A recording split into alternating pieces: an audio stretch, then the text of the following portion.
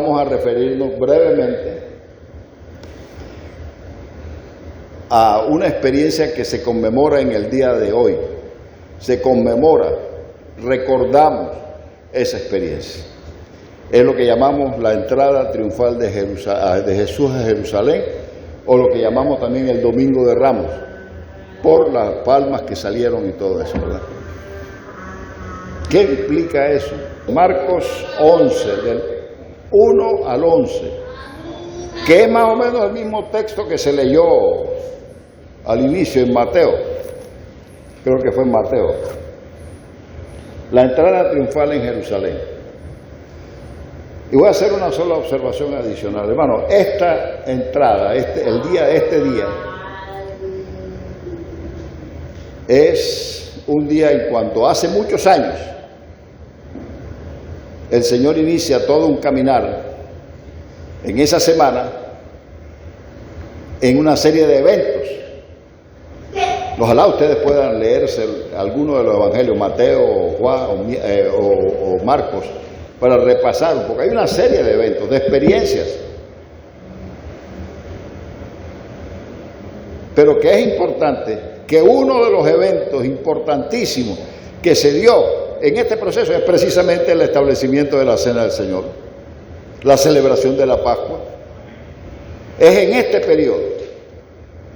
Por eso tal vez esta mañana tiene un significado especial la celebración de la Cena del Señor. Vamos a leer qué dice Marcos 11:1. Dice así: cuando se acercaba a Jerusalén, junto a Betfagé y a Betania, frente al monte de los Olivos, Jesús envió 2 de sus discípulos y les dijo: id a la aldea que está enfrente de vosotros, y luego que entréis en ella, hallaréis un pollino atado, en el cual ningún hombre ha montado, desatadlo y traedlo. Y si alguien os dijere: ¿por qué hacéis eso?, decid que el Señor lo necesita y que luego lo devolverá. Fueron y hallaron al pollino atado afuera a la puerta, en el recodo del camino, y lo desataron. Y uno de los que estaba allí les dijeron: ¿qué hacéis desatando al pollino? Ellos entonces le dijeron como Jesús había mandado, y los dejaron. Y trajeron el pollino a Jesús, y echaron sobre él sus mantos, y se sentó sobre él. También muchos tendían sus mantos por el camino, y otros cortaban ramas de los árboles y los tendían por el camino. Y los que iban delante y los que venían detrás daban voces diciendo: Hosana, bendito el que viene en el nombre del Señor. Bendito el reino de nuestro padre David que viene. Hosana en las alturas. Y entró Jesús en Jerusalén y en el templo, y habiendo mirado alrededor todas las cosas, como ya anochecía, se fue a Betania con los 12. Señor bendiga su palabra. Betania, donde vivían sus amigos. Pueden sentarse, hermano. Es interesante, hermano, notar algunas cositas aquí. El tema nuestro en realidad va a ser: ¿qué necesita el Señor? Cuando yo pensé y cuando vi estudiando esa pregunta, yo la verdad es que nunca había pensado hacerme esa pregunta: ¿qué necesita el Señor? Si el que necesita del Señor soy yo. Pero ahí está, ¿qué necesita el Señor? Otra cosa que me llama la atención, ojalá fuéramos nosotros así, bien mandados como fueron los discípulos. Ellos hicieron exactamente lo que Él les dijo que tenían que hacer. Un principio importante, la obediencia. No es lo que se me ocurra, no es inventando. Si el Señor me da las instrucciones de lo que debo hacer, debo hacerlo. Y debo ser obediente. Y en la palabra tenemos las enseñanzas y los principios del Señor para nuestras vidas. Ellos cumplieron fielmente todo lo que hicieron. Pero voy a hablar un poquito, no creo que me extienda mucho de verdad, sobre esta experiencia de Marcos 11. Yo una vez, hace unos meses atrás, prediqué creo que fue sobre el Salmo 121, ¿fue, Willy? Que tú cantaste. ¿Recuerdan? Y que yo les hablé de un libro de cánticos de los salmos, que van del Salmo 121 al 130. ¿Recuerdan? Y también les dije cuándo se usaban. En el ascenso. Que no te escucho, Willy. En el ascenso, los salmos del ascenso. Sí, sigo sin escucharte, ¿no? Después te digo. Sí. Entonces el texto nos dice los salmos del ascenso. el ascenso, correcto. O los salmos del peregrino, ¿verdad? No sé si les dije esa vez ese nombre, pero sí, se llaman los salmos del peregrino o del peregrinaje o del ascenso.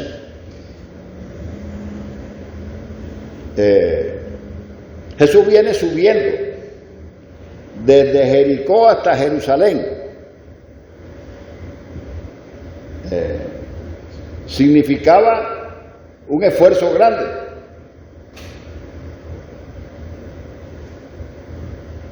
Un arduo ascenso de unas 20 millas, con mucho calor y con muchos riesgos en el camino. Pero interesante también que no solamente son las 20 millas, ¿cuántos kilómetros son 20 millas? Más de 40 kilómetros. Caminando.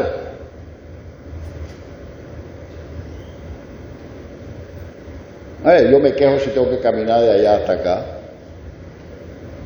Pero el Señor lo hizo. Caminó 20 millas, pero no solamente caminó 20 millas plana, en ascenso, o sea, subiendo. Escuche bien, hermano, desde 450 metros debajo del nivel del mar a 762 metros por encima del nivel del mar. ¿Qué significa esa información para ustedes? No sé cuántos lo habían escuchado antes. ¿Qué significa caminar en ascenso 20 millas de 450 metros bajo el nivel del mar a 762 metros sobre el nivel del mar? ¿Qué señal le da eso? Sí. Una subida fuerte, ¿verdad? Una subida fuerte.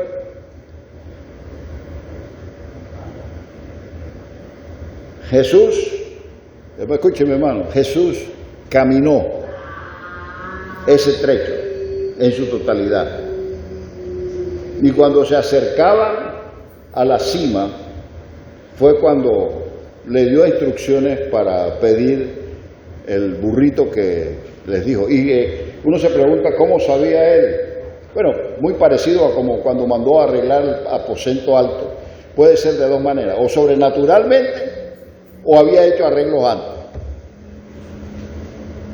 Y en el caso del aposento donde fue a celebrar la cena, él también le dijo, vayan a tal lugar, hagan esto y esto y esto. ¿Cómo sabía él que había ese lugar, que lo iba a tener disponible?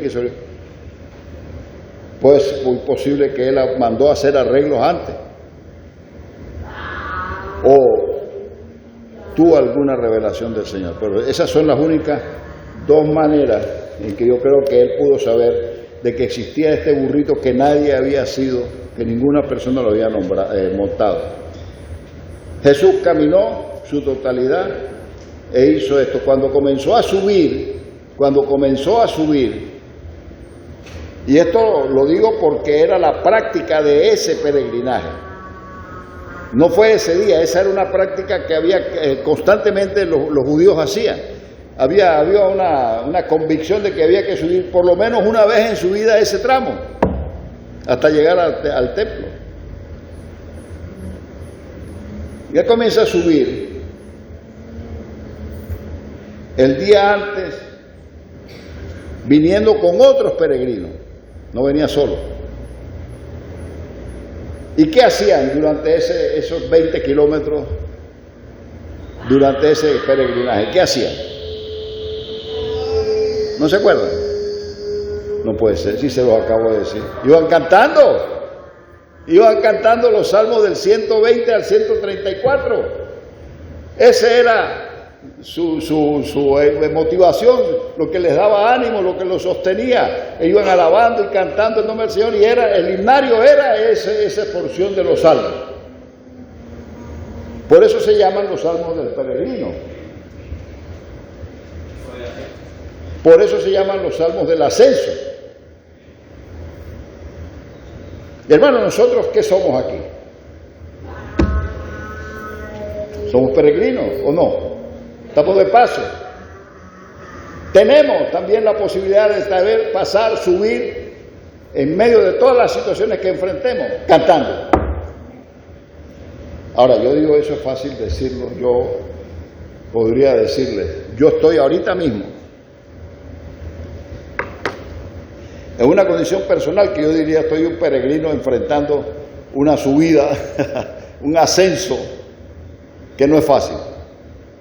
Pero tengo dos opciones, o los haciendo amargados o los haciendo cantando. Muchas veces lo hago amargado, ¿no? Pero hoy esto me recuerda que yo puedo también hacer el mismo camino, el mismo ascenso, con los mismos obstáculos, con las mismas dificultades, pero alabando al Señor. Amén. Usted tiene dificultades, tiene cosas que enfrentar, que viene luchando con muchas hace tiempo. Bueno, el Señor caminó un trecho largo, lo hizo con muchas dificultades, y vemos el último tramo, lo vemos en la celebración de esta semana. Sin embargo, en el Salmo del Peregrino, esos fueron los recursos que el Señor tuvo para darle fuerza, para resistir las pruebas, para poder rechazar los ataques del enemigo, que había muchos, inclusive asaltadores en el camino.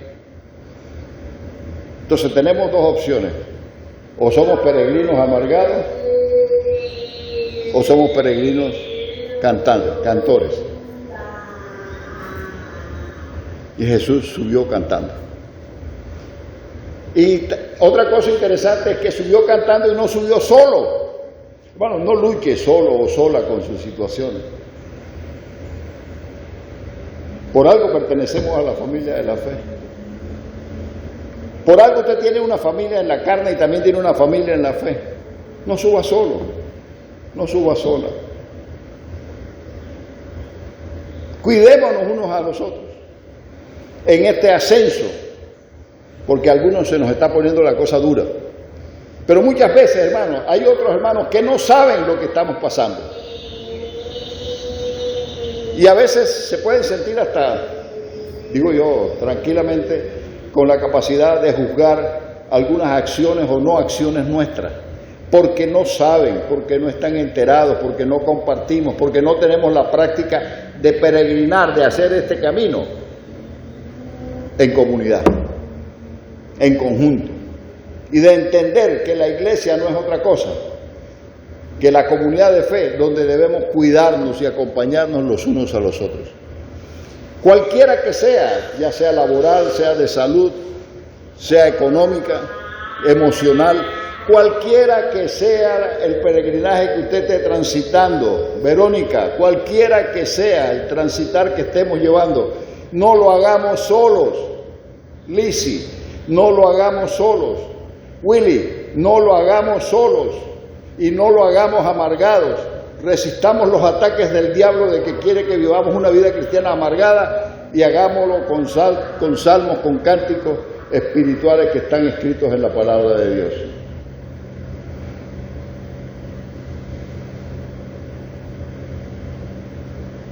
Vemos también en este pasaje la humildad de Jesús.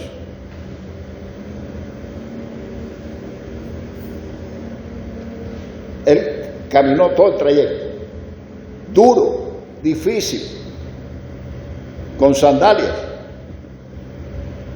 Ya estoy usando yo la imaginación, ¿verdad? De acuerdo a lo que era la costumbre. Con mucha calor, en ascenso. Pero en todo el ascenso, estamos hablando ahora del Señor, no de nosotros, porque quiero ver la humildad del Señor, su compromiso con la misión que vino a cumplir. de ser obediente hasta la muerte y muerte de cruz, de venir a ser siervo, a servir y no a ser servido. Y en todo el trayecto no pidió ayuda. Difícil.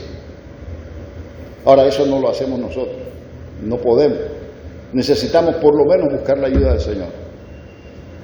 Pero Él en humildad y en cumplimiento de su misión, a la que vino,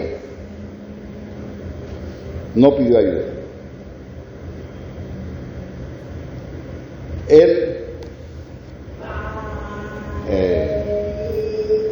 no quiso ser tomado como alguien especial o mejor o superior o diferente de todos los peregrinos que iban allí.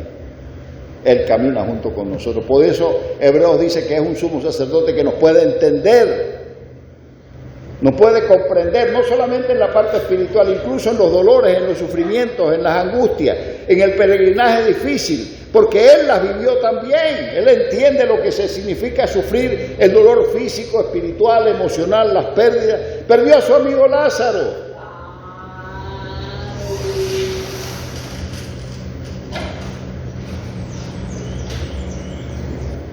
Él sabía, escuche hermano, Él sabía que caminaba hacia la cruz.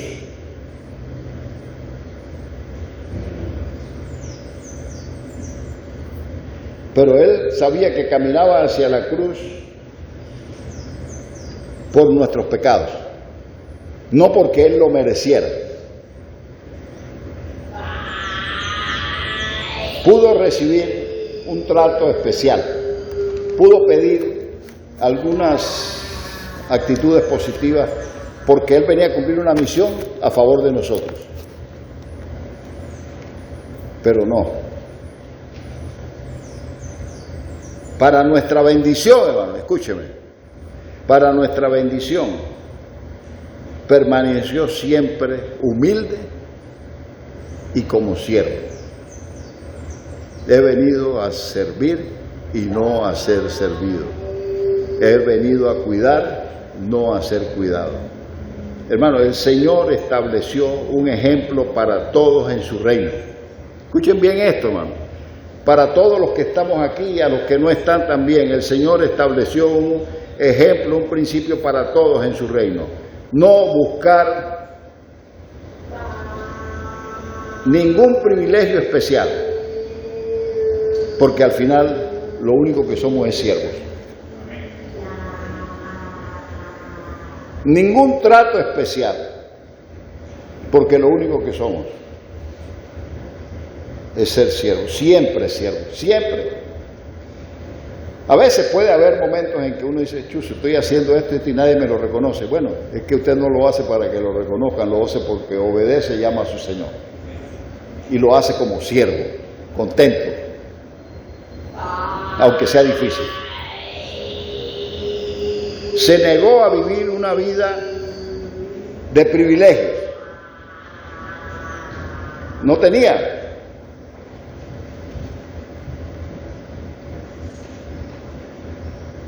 Es más, fíjense que no tenía ni siquiera un animal para subir, para que le ayudaran. No tenía ni casa, no tenía nada. Y no esperó que le dieran ningún beneficio ni ningún privilegio.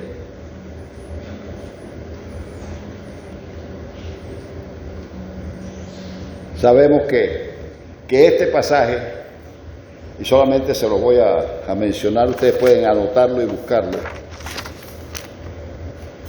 los que conocemos o los que conocen este mensaje de esta experiencia de la subida y del burrito y todo,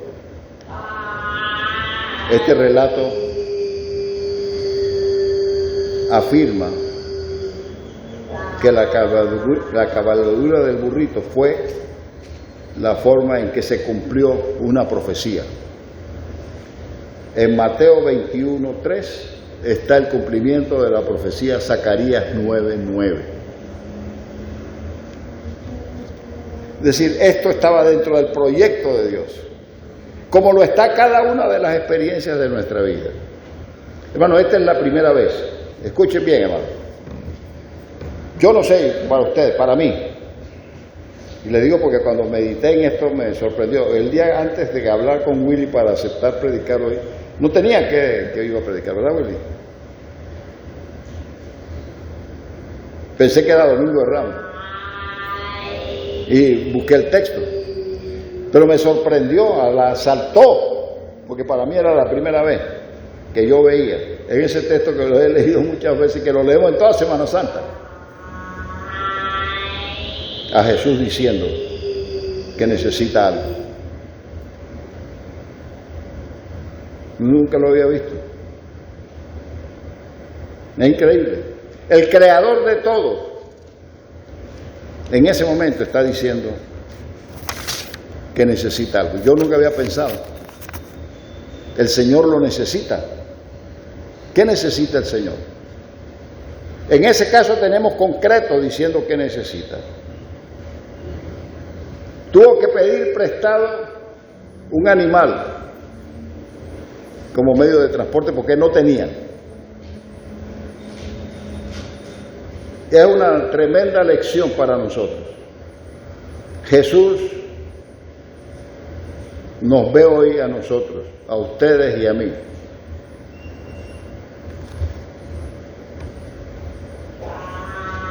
Y tal vez nos preguntemos, ¿qué necesita el Señor hoy? No sé qué es esa pregunta.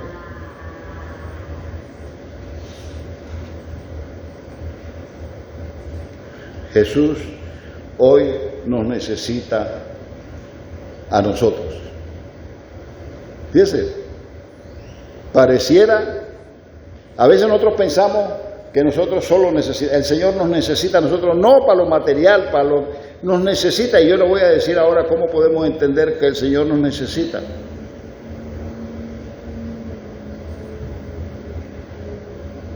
Pero ante la pregunta, ¿qué necesita el Señor? Si Él te pide algo, ¿estás dispuesto a dárselo? Lo primero que te pide, dice, dame, hijo mío o hija mía, tu corazón. ¿Estás dispuesto a dárselo? Si uno necesita.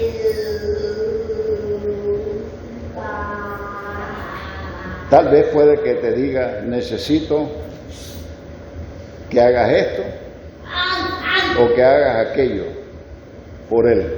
¿Lo harás? ¿Lo harás? Necesito que lleves mi mensaje a otros. Te necesito para eso, para que lleves mi mensaje a otros. Recuerda, hay mucho de eso que se ha dicho muchas veces, somos las manos, los pies, la boca y de Jesús. Para que esa palabra corra y lleve fruto, ¿quién la va a llevar? Nosotros tenemos que llevarlo bajo la unción del Espíritu Santo. Oí varios amén ahí.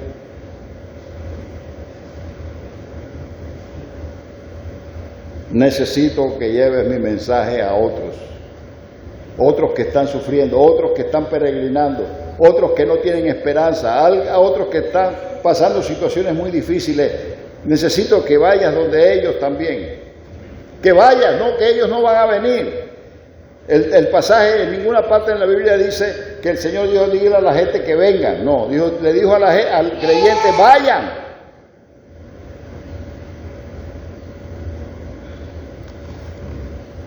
Entonces voy a ser un poco más concreto. Con esto voy terminando. Tal vez el Señor te necesita.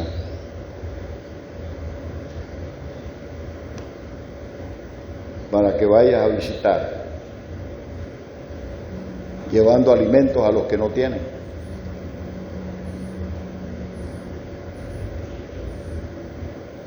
O tal vez el Señor te necesita para visitar y cuidar a personas enfermas que están solas.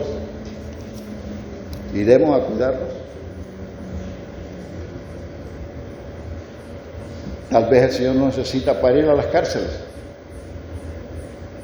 donde hay gente de la cual nadie se acuerda. Tal vez lo necesita para llevarnos a hogares de ancianos donde los depositamos allí y no los volvamos a ver y podamos ir a darles un amor de familia a esas personas.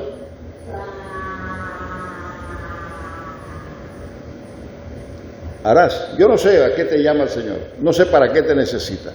El Señor dio dones, talentos, nos permite abrir los ojos y ver todo lo que hay a nuestro alrededor. Tenemos que aprender, y esto sí lo he dicho otras veces, tenemos que aprender a orar con los ojos abiertos. Porque orar con los ojos abiertos nos permite ver la realidad dura, cruel y difícil del peregrinaje de mucha gente.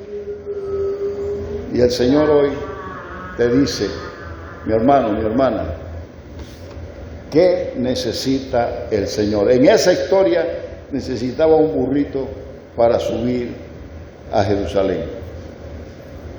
Hoy, ¿a quién necesita? A nosotros. Y el Señor también nos dice, la Escritura nos dice, la palabra nos dice, Tazula, el Señor te necesita. Chilo, el Señor te necesita. Tienes dones, tienes talentos, tienes oportunidades. Tal vez no está fácil la cosa, pero el Señor te necesita. ¿Qué haremos? ¿Seremos obedientes como los primeros discípulos e iremos a cumplir y a buscar aquello de que el Señor nos necesita? Lo primero, para poder hacer lo demás, es abrir nuestro corazón al Señor, entregarle nuestro corazón plenamente, como Señor y como Salvador. Y si es Señor, Él manda. Y si Él manda, Él te necesita. Y si Él te necesita, te va a dar la tarea y lo que necesitas para cumplir la tarea. Amén. ¿Qué necesita el Señor? Ponga su nombre. Nos necesita a cada uno de nosotros.